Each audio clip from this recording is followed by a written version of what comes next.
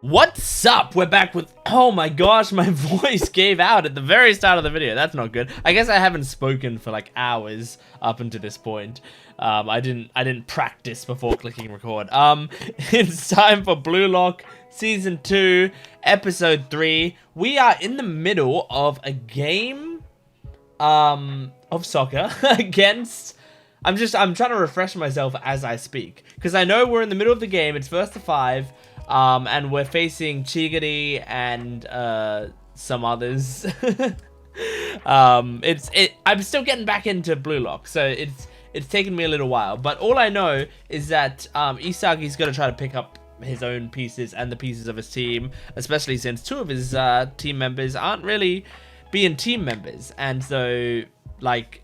Maybe Isagi can bring them together? I don't know. A lot of the time the solutions to stuff in Bluelock tend to be you yourself have to find a way to be more selfish in a way that makes other people, you know, do what you want them to do. But I don't know how you do a situation like this, especially like I don't know if he has much clout on this team, if you know what I mean. You know, does he have much sway in their emotions? Because if people don't respect you, they tend to not listen to your advice when you're saying like, hey guys, let's work together. Like, they don't give a fuck about you generally. So I don't know, but let's jump into the episode and see what happens. Make sure to support the video if you can, liking, commenting, and subscribing, and go to my Patreon account if you want the full-length reactions and early access. You can get you can get early access for certain shows, normally 1 week early but for One Piece it's like 20 episodes early. So if you like that, go check that out on my Patreon account down in the description below. But otherwise, let's jump into this. This is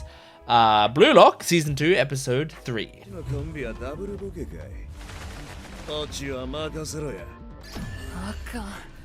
Oh god, it's 2 to 4? I didn't even realize.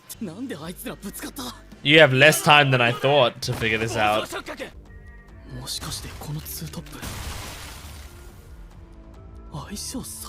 It is. It's very possible.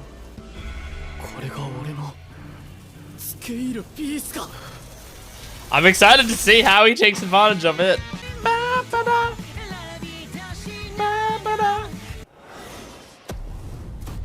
Episode 27, The World You Feel.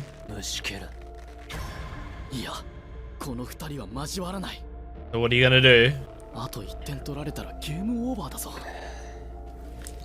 Oh, can you somehow use both of them?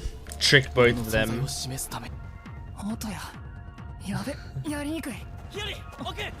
Okay. Use Isagi. Oh no. I forgot about Tabito. And it's hard to get away from him. Even when he tried to use his blind spot, it didn't work. Okay, Nijiro? Ah. Cool. That's good. You can use him as like a mirror image. Oh. Still not working? Nice! Oh! He's having to duck and weave.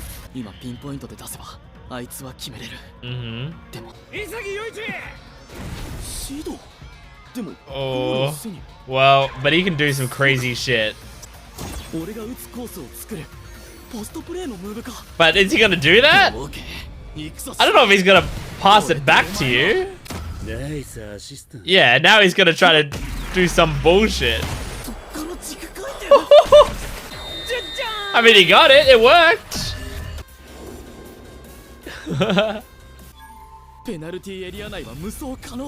Yeah. He's got a great command of his body. But that goal happened because of you, Isagi. And because of him. I love the nice guys on this team. Uh-oh. They only need 1 more score. It's scary. Oh, shit. Oh. His movement's really good. Yes! Ooh, that's good shit! They're the only ones paying attention to Isagi.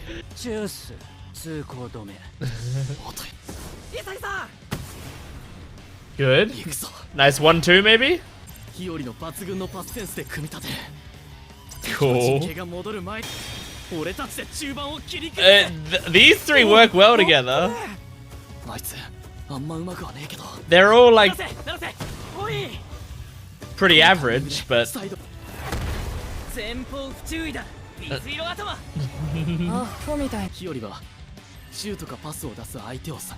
I don't think he's gonna take a pass. I mean, take a. Did I? I don't know if I said the right thing before. I don't know if he's gonna shoot, is what I meant to say. But. Oh god. I feel like what's his name's gonna be there. Or maybe Rin's gonna be here and just. Oh! Yeah, he's not quite in the right spot. Fell short. God damn. Rin's really into this. Oh! Oh shit! Just scored from there. I thought he was just gonna pass it back. Yeah, he just like levels everyone up. Yeah, you have to. They're rivals. Oh, I like that illustration. The pass was great, but it could have been even better if it was a bit closer to you.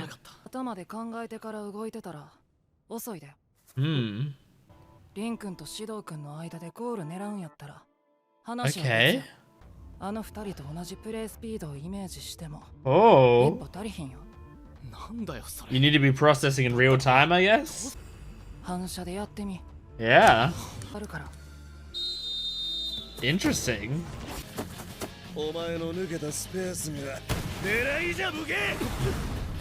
Oh god. Oh, Chigiri's going. Oh!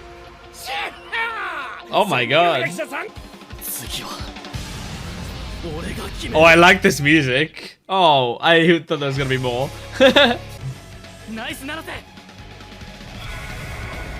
Okay, what are you gonna do? Think is a reflex. You gotta think now. Like, as the ball's in front of you, think what you're gonna do in 2 seconds. 1 second even. Nice. Alright.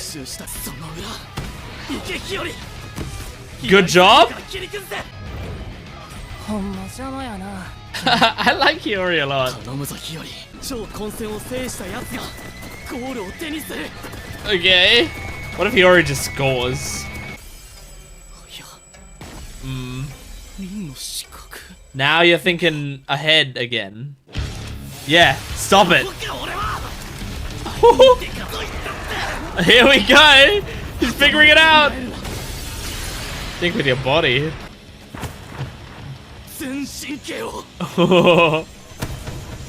Some good moves.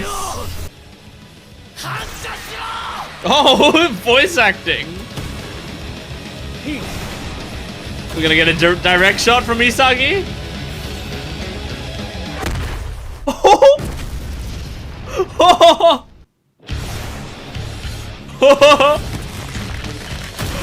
Oh my god. I love the music.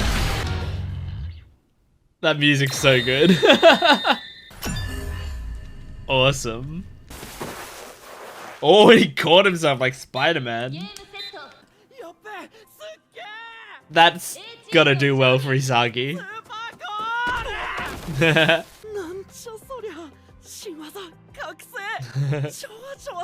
This guy's so nice. Oh, and he gets some respect. お前の爆発 Damn. まぐれで俺から奪いやがって Hey, 潔やっぱお前 you イラ beat つ me through luck once, Rin. So now we're 1-1.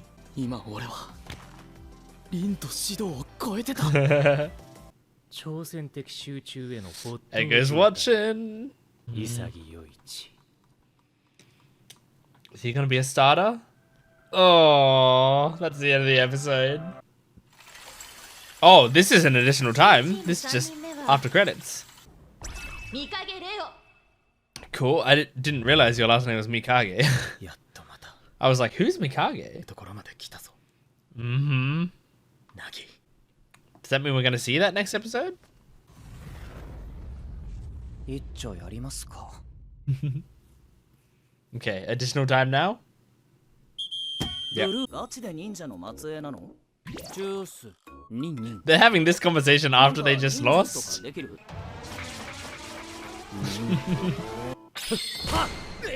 What the hell is going on? なんだそれ決め What? 言わねえだろ Oh my god. 聞いて損した待て待てお嬢なんかすごそう Oh my god. 忍法バックハグ頭 Oh, this is cute. 忍法あご食いからの耳ひぼんちゃ試合心を射止めて煙に巻く Like head pat and back hug were 本 great. 性は知られておるあバレた言っとくけど男の趣味はねえから Yeah, well, you almost kissed Chigiri. 女の子 Okay, there it was, episode 3. I liked that. I had a great time. I was having a lot of fun in that episode.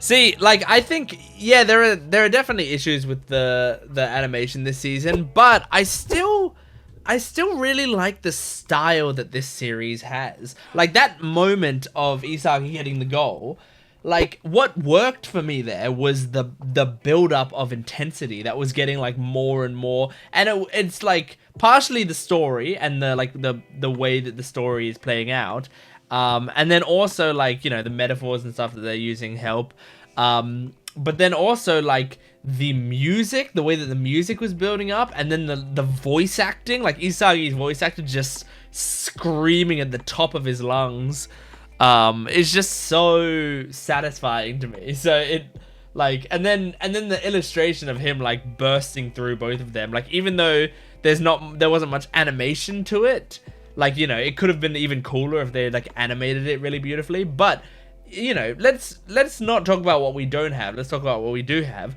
The illustration of it is fucking awesome, and the colors and stuff, it's just so, it's so cool to me. So yeah, that got me hyped. I really liked that. And for a game that is, you know, pretty low stakes overall. I mean, it's like high stakes in a way for Isagi and the other two that are like trying out essentially.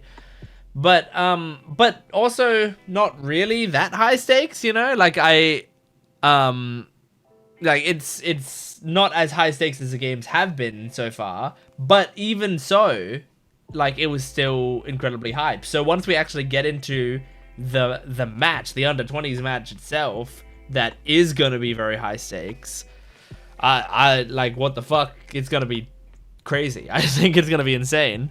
So yeah, I liked the way they did that. I liked I think it's gonna be difficult, but it is cool. But it has to be difficult for the writer to come up with new ways to have Isagi have, like, realizations in every game, you know? Like, that's actually, I would think that would be extraordinarily difficult to be able to, like, figure all of that out and do that for each game. Because, like, I can never really predict where it's going, you know? I can never really figure out, like, what the solution to it is gonna be. It's often in this series, it's not as simple as, like, these two just have to work together, you know? Like, that was the thing. In last episode, the end of the episode was, like, Rin and ryusei can't work together. They can't. They are not compatible at all. And a lot of other shows, you do that because you need the main character to come in and somehow be able to bring them together and make them work together. But this show, like, when that happened last episode, I didn't think that he was gonna get them to work together, because that's not really what this show is. This show is about ego, and like the egos of these characters are too big to just like listen to someone say, hey, let's get along, like kind of, you know, no matter what they do, unless they do something pretty fucking insane that shows off their own ego, you know? That's the big thing. So it's like you the only way to get through to people is to have an ego big enough to devour theirs. So like the solutions to these problems are often like Isagi has to be incredibly selfish and do something wild, but at the same time, like, you know, that's the simple version of it. The more complex version of it is there are certain things he has to do. Like in this moment, he had to learn to think on instinct rather than plan things out ahead of time. Because it seems like what he does is, so like as soon as the play begins, as soon as they're starting to dribble down the field, he starts to go like, okay, so the only way we're going to be able to do this is to use this triangle and pass it up until we get upfield, but then Chigiri is going to be there, and then we're going to kind of be outnumbered, and Chigiri's got the speed to keep up with whoever, so then we need to like get, you know, Rin down the side, and we can probably get like a one-tap pass off of him, and if, you know, Ryusei can get in the box, then I can get in the blind spot of whatever. Like, what you can do all of that thinking, but he does that like way ahead of time, and then he does all of these plans, and then when it actually gets to the point where he's in front of the goal and the ball's coming to him and his body doesn't keep up, it's because, as they said in this episode, if I understood it correctly, he's doing these calculations with the assumption of like, this is how Rin and Ryusei operate, like this is the speed at which they go, and like you're not good enough for that yet, my man. So instead, it's like, in the moment, you got to be doing these, like, micro calculations. You got to be figuring out, like, right away what's happening and how you can do something. And realistically, you're not actually thinking there. Your body's just reacting. But you are thinking. Like, that's the really strange thing about sport. And I find this really interesting, because when you play sport and you play it enough, you know, your brain gets wired in such a way where it's not thinking as much as it's doing. And, you know, sometimes you will be thinking, obviously, and there's stuff that you are often keeping in your head, but a lot of the stuff that you do, you're kind of doing on instinct. And, like, because I play basketball, right? And I often bring that up in these videos, but I'm doing that to relate to the show and say why I'm saying what I'm saying, right? But I play basketball just in a social league. I'm not very good, but I've been playing it for, you know, a decent amount of time. I'm like, you know, I'm average for the kind of person that plays basketball, you know. But you know, I have my own set of skills. My skills are mostly in passing and I would say defending, kinda, you know. And rebounds. I would say I'm pretty good at rebounds as well. So while you're playing basketball, the thing is, like, when I first started playing basketball back in like late high school, I was invited to play with my friends on their team, and I was like very, very nervous about it because I couldn't play basketball. I don't even know why I think they just needed a player. And, you know, it was very nice of them to invite me to be on the team. And so I joined, and yeah, I was terrible. Like, absolutely terrible at the start, right? And it's like, when I get the ball in my hands, I'm like freaking out, and I'm like, okay, what is the best thing to do right now? How can I help the team best? And it's like, especially at the start, the thoughts are just like, there's so many thoughts in my head, and then also my thoughts are like, well, the best thing I can do for the team is to get this ball back to someone who can actually play basketball, you know? And so, you know, I just like get the ball away from me. So, but someone passes it to me, I go, oh shit, and I pass it back. And that's kind of it, you know? But then, like, as you progress, you start thinking about like different things, and you start actually like analyzing kind of what, so you get the ball and you go like, okay, maybe there's no one around me right now, maybe I can dribble, so I'm gonna dribble for a bit. I'm gonna go like up here a little bit. Oh, someone's coming now. Okay, I need to pass it before they get to me, otherwise they're probably gonna steal it because I don't have very good ball handling, so I'm gonna pass it over there. Bam, you know? And so you think a bit more, and that thinking goes to a point, and then after a while I feel like there's just a time where it's like, when you're playing basketball, there's not really thoughts in your head. There's like, just like you know what you're doing. And I get the ball and I dribble up the court and I go past someone and I like, you know, I pass to someone and then I cut around and then they pass back and then I pass to someone in the key, and I do all of that without really thinking about it. Because you kind of like just have to react to, like, basketball is a very fast-paced game. You have to just react to what the fuck's going on, you know? And so like after a while your body's reacting on instinct, but it doesn't mean you're not using your intelligence in the game. Like, you're still using the things you learned and the things you think about normally, but the thoughts are now instinct. And then what you end up adding on to that is like special rules, you know, like you're thinking about the general strategies and stuff, but then you have to add in, like, so the things that I'm generally thinking is like, okay, that guy's a good 3-point shooter, like that specific guy over there is a good 3-point shooter, so when he's on 3-point line I gotta make sure to get up on him, right? And so you do that, and then you only have basically one thought in your head. You're doing everything else by instinct, and then the thought in your head is make sure to get on that guy as a 3-point shooter. And sometimes you have several of those in your head, but the point is that a lot of the time thinking becomes instinct, but the people who were really good at analyzing the field, their thinking is what becomes instinct as well, so they still instinctively do smarter things. You know, it's not like everyone just homogenizes, you know, they don't all just plateau. Everyone like drills in whatever the basketball IQ or soccer IQ in this case that they had into their body's instinct. So anyway, point is, Isagi's gonna be a monster when he actually like learns to, all of this thinking that he's doing for the audience sake, all this monologuing and stuff, once that just starts to move into his body, and then his body's also improving and getting stronger, like he's gonna be an absolute monster. Because I mean, that's kind of what Rin is, right?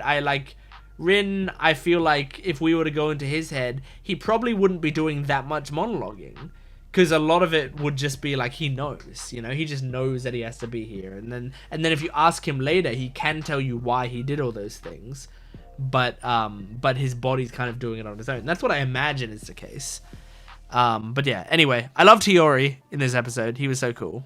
He was just a nice guy, but he also kind of trash talks, but he's not like mean about it, it doesn't feel like.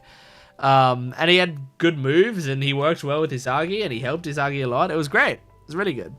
Good characters. Anyway, that was Bluelock, episode 3 of season 2. Thank you for joining me. Make sure to support the video if you can, liking, commenting, and subscribing, and go to my Patreon account for full-length early access and exclusive videos. I'll see you next time. Goodbye.